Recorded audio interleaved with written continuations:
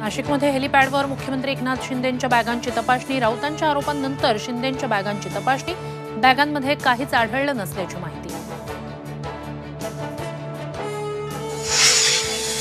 नाशिकमध्ये मुख्यमंत्री एकनाथ शिंदेंच्या रॅलीसमोरच ठाकरे गटाची घोषणाबाजी। मशालीचं चिन्ह दाखवत ठाकरे गटाकडून वाजेच्या घोषणा। राज्यात मतदानाचा चौथा टप्पा संपल्यानंतर अजित पवार प्रचारातून गायब। दादा गेले कुठे? चर्चांना उधाण। अजित पवार आजारी, शरद पवारांची माहिती।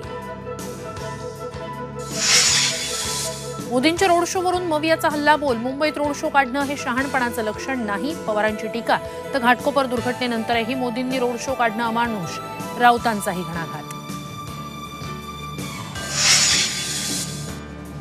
बीडमधील मनोज जरांगेंची 8 जूनची सभा रद्द। उन्हाची तीव्रता, दुष्काळामुळे सभा रद्द केल्याची जरांगेंची माहिती।